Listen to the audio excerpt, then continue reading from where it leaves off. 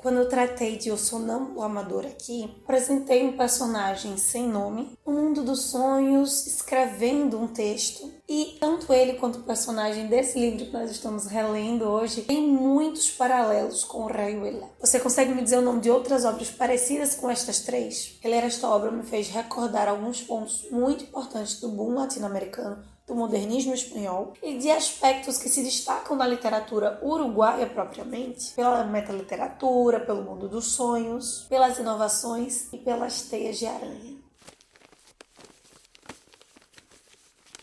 O que temos para hoje, Sanches e Dulcineias? Eu sou a Larissa Bertolino, você está no canal Uma Garota Quixotesca, onde nós tratamos de livros de literatura, sempre partindo de pressupostos, temáticas, ideias, de algo que saia do nosso queridíssimo Dom Quixote de La Mancha. E hoje nos encontramos, nesse final de mês, no quadro Relendo, onde nós retomamos livros que já tenham aparecido aqui no canal, relemos e damos uma segunda chance de uma apresentação ou mais digna, aqueles que não tiveram por qualidade de áudio ou coisas do gênero, devido àqueles vídeos com uma falta de qualidade de áudio visual ou simplesmente por uma leitura mesmo, uma nova interpretação de uma obra. Mário Lebrero é um dos autores mais importantes para a manutenção da diversidade artística e literária no Uruguai. Ele apresentou novas tendências e estilos no país, não só na literatura. Ele tem destaque em suas outras áreas de atuação: grafia, cartoon, humor e roteirista. E estas são atribuições importantes e relevantes na sua obra literária. A novela de 120 páginas, mais ou menos, que ele escreve em 1995, apresenta sim um texto bastante introspectivo para a gente retomar o exame cerrado do modernismo, que se apoia no gênero romance policial, que se envolve muitíssimo com o humor, o xiste, brincando com essa ideia junto com Cortázar, né, da narrativa não linear, que tenta equilibrar ou fazer coexistir numa mesma obra de forma herética, novamente para citar o Peter Gay, a realidade e a lógica com o sonho e o delírio. Eu te convido, então, especialmente você que está participando da JLC a Rayuela, a identificar paralelos com a obra máxima de Cortázar, com esses romances importantes do nosso estado, Sonâmbulo Amador, A Valovara dos Manlins e outras obras icônicas de uma escrita modernista para construir um paralelo com a obra de hoje. Livros extremamente originais, saindo desse modernismo, apesar de ser muito influenciado por ele, parte já constituindo aquilo que seria considerado literatura contemporânea, mas que captam uma crise, não a crise do referencial, a crise do fazer literário da segunda metade do século XX. O nosso narrador / protagonista sem nome, como na maioria dos textos do Lebrero, é um escritor que tem um novo volume que ele está querendo lançar. O seu editor, chamado aqui no livro de El Gordo, até considera o protagonista um bom autor, produz uma obra boa, mas nesse livro sempre existirá um mais, um porém, entretanto, todavia. O item adversativo estará brilhando do início ao fim dessa obra, te fazendo inclusive questionar a realidade sua e do livro. Existe um outro autor que está sendo publicado pela editora que é desconhecido. A sua obra foi enviada via correio, sem o nome do remetente. Uma obra muito boa, uma academia sueca está fascinada, exigindo a publicação dessa obra. O editor El Gordo precisa descobrir quem é o autor para resolver os trâmites de direitos autorais. O enredo do romance se resume a autor, criador de mundos, mas que ele mesmo não tem o nome, procurando um outro ser que tem o nome, mas não se sabe quem é desconhecido, não se tem referência nenhuma além de um endereço que se limita a uma cidade, não tem bairro, nem nada do gênero. Lembra, todo romance, a estrutura romance implica uma busca, um desenvolver de enredo, seja consciente ou inconsciente. A parte consciente é que o protagonista precisa encontrar este outro autor, chamado de Juan Pérez, na cidade de Penúrias, para que o Gordo apresente então a sua obra. O inconsciente é toda a busca estética e até mesmo existencial que o protagonista desenvolverá ou se deparará ao se encontrar com esse desafio em mãos na cidade de Penúrias. Lembra, sempre terá um fator adversativo. Quase 3 décadas depois da publicação de Rayuela, o Lebrero apresenta um personagem com problemas de saúde, envolvido em mistérios paranormais até, com uma crise existencial / literária, estética, artística, e que fica obcecado por também uma mulher uruguaia misteriosa. Lembra que a maga Horácio Oliveira também é uruguaia. Ao chegar na cidade de Penúrias, buscando o tal de Juan Pérez, ele encontrará, na verdade, a Juana Pérez, uma garota de programa, que acaba conduzindo a obra para um ritmo muito interessante, adicionando camadas leves ou mais densas a esse romance policial. Já que ela parece ser o fator que, por vezes, aproximará ou afastará o protagonista do seu objetivo. E sempre usando do viés adversativo. Nesse caso, com a ideia de as coisas aconteceram ou não, existiram ou não. Há tanta coisa, tantos fatores, tantos aspectos, tantas coisas são colocadas em dúvida, que o livro de 200 páginas parece ter muito mais, porque ele ganha uma densidade, uma profundidade maior, que não se limita ao mistério policialesco. É um romance policial, sim, mas que é denso por ser um romance estético, sociológico e filosófico ao mesmo tempo. Além dos encontros com a Juana, o protagonista encontrará um amigo de infância que o ajudará a encontrar o Juan Pérez e que mudará sua perspectiva sobre algumas das suas questões existenciais. Com a ajuda desses dois, o protagonista entrevistará vários cidadãos de Penúrias e até das cidades vizinhas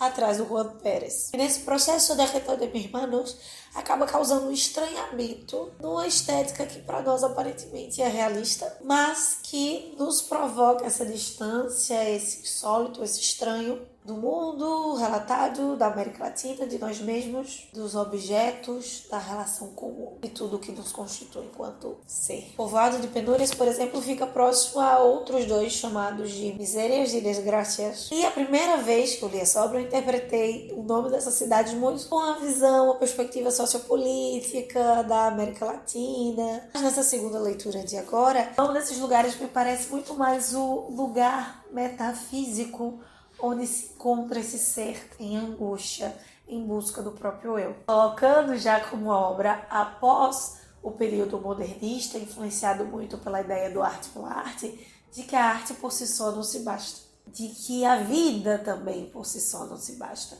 mas que a arte ainda assim, por mais que ajude bastante, não consegue abarcar todo esse vazio. Não à toa, todos os protagonistas possuem algum momento, alguma cena interessante de escrita, ficcional ou não, e sempre estão em troca. As conversas, assim como em Rayuela, não são à toa, não são banais. Existe uma troca de percepção, uma troca de ser muito forte em cada uma dessas conversas. Ainda mais nos encontros, em especial onde se bebe e onde se tem relações sexuais. Porque Desde de mis manos já é uma contínua troca intensa de buscas distintas por sentido, pelo sentido da existência. E quando se diz Desde todo, é todo mismo em mis manos. O que acontece ou não, o que pode ter ou não, o que se percebe ou não, o que poderia ter acontecido ou o que deixou de acontecer. Insólito, sempre que eu escuto esse termo, a palavra do insólito, não insólito na literatura, a maioria das vezes é relacionado à literatura fantástica. Desde de mis manos deixa isso muito claro, todos os momentos, dos mais densos aos mais banais da obra. O insólito juntinho do adversativo, causando novas camadas à obra e à nossa leitura. O mundo dos sonhos, ou o mundo do delírio, inclusive, será um espaço onde isso será bastante trabalhado. E ele só ocorre exatamente nessas interações de um com o outro, ou do eu com o outro que habita dentro de mim. É exatamente nas tórridas noites de amor do protagonista com a Juana Pérez que essa troca será mais intensa. Não se preocupe, esse texto não tem nada de soft ou não soft porn. Não se descrevem os atos sexuais, mas na verdade os atos ou os insights que o protagonista terá nesses momentos, que são dignos de um romance antropofágico, como eu mencionei na primeira análise, no primeiro vídeo sobre este livro. Porque de fato é como se existisse uma ingestão, um trago do outro, mais ou menos elaborado, misturando cultura pop com cultura erudita, dessacramentando o que está no centro da estética, da arte, trazendo a periferia para o centro. Mas nessa segunda leitura, outro aspecto me chamou mais a atenção. Essa ideia do todo, dessa estética antropofágica sempre apontar para o todo que está nas mãos, que o protagonista pede, ou o título do livro pede para que esteja em suas mãos, mas que talvez ele não consiga de fato sustentar. Nessa espécie de orgasmo quântico que o astro da obra tem, aparece o Pato Donald, o Tex, a ópera italiana, o Pica-Pau, vários desses aspectos eruditos e pops, tudo ao mesmo tempo que é algo extremamente claustrofóbico quase, que é uma mistura psicodélica, antropiete, claustrofóbico do cérebro desse protagonista, apresentando a literatura e a arte como uma portentora de tudo, inclusive do inconsciente. Talvez o melhor lugar onde o nosso inconsciente se manifeste, melhor do que o divã às vezes. E ainda assim não consegue dar conta, porque o humano é superior à arte, positiva ou negativamente. Por isso, talvez, há momentos em que o fluxo de consciência ou discurso indireto livre ele é usado quase sem existência de pontuação, acentos ou diferenciação entre maiúsculas e minúsculas. Talvez esse fluxo de consciência dê conta. Está mais ao final. E ele também não dá. Romance, conto, ensaios do livreiro, nenhum deles desafia as convenções estéticas quanto o Derretor de minha irmã. Assim como Rayuela, falando da arte e literatura, aborda o absurdo da vida e da sua busca por significado, a espécie do cortassarianismo que vimos, ou até dialogando bastante com o absurdismo do Camus. Derretor de minha irmã nos parece a busca consciente de um protagonista em dar sentido àquilo que nunca possuirá sentido. Esse é um relendo, tentei fugir disso, mas na segunda leitura agora, a cena das telas da aranha, novamente, para mim, são um ponto auge e é o que mais me chama a atenção no texto. Sem ele não existiria o significado de toda a obra. Vou dissertar muito sobre ela, para não influenciar, não perder o impacto para você que ainda não leu esse texto, mas lembro que foi o que mais me chamou a atenção nas primeiras leituras. Trabalhei um pouco dessa cena, até em artigos que escrevi na época da faculdade sobre, e novamente me debrucei, perdi tempo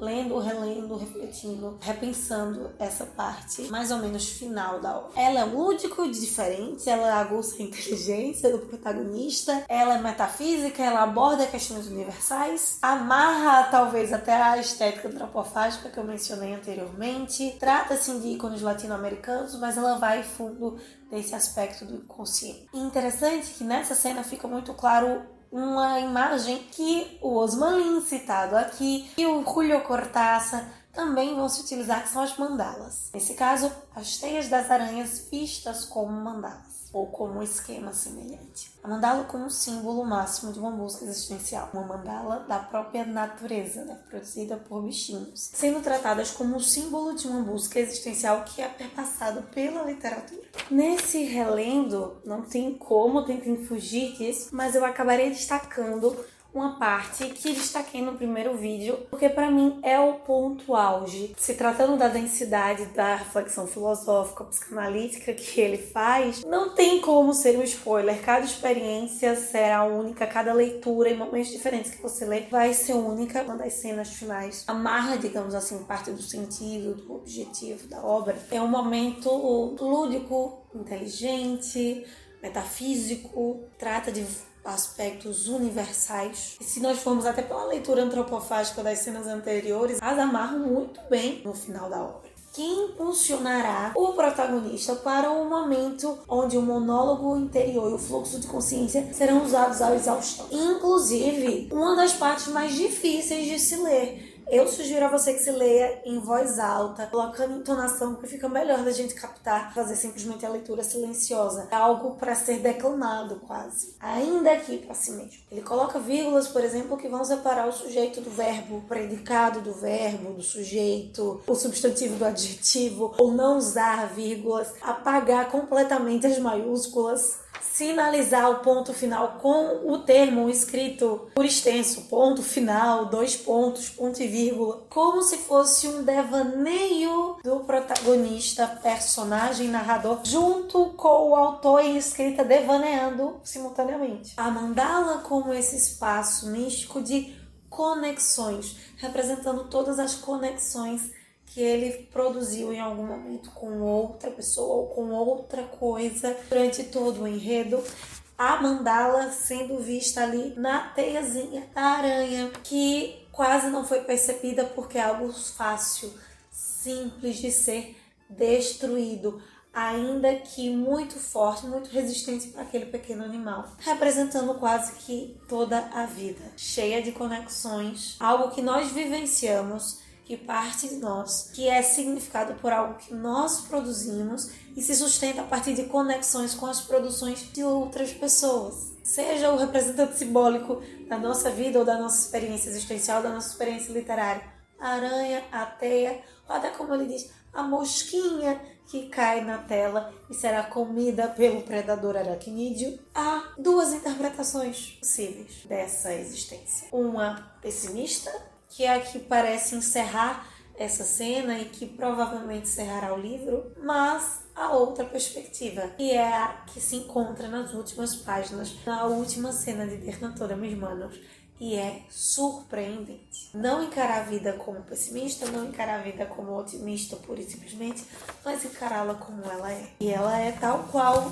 no Rei Uelha também. Absurda. Nós nunca poderemos dar conta desse absurdo por completo. Então é isso, meus queridos cavaleiros andantes. Este é o nosso comentário, segunda reflexão sobre Derrentor, meus irmãos. Quem sabe em 2024 a gente adentra um pouco mais na literatura uruguaia. Esse é um dos livros que mais me marcaram, que foram mais importantes para mim durante a graduação. Sugiro agora para você com outro olhar, em outro momento da minha vida. Se você tinha assistido a primeira resenha ainda, quando a gente gravava com o celular, coloca aqui embaixo. Assisti a primeira, estou assistindo a segunda. E se naquele primeiro momento você ainda não leu, aproveita essa oportunidade, segundo momento, para ir atrás dessa obra, conhecê-la, conhecer esse autor maravilhoso. É fácil de achar na internet. Vou estar deixando links aqui à disposição, caso você queira ter contato com esse texto. Nos vemos amanhã para voltar ao nosso cronograma normal aqui do canal. Vamos te atualizando lá no @garota quixotesca no Instagram, que possamos sair da biblioteca e ver muito além dos beijos.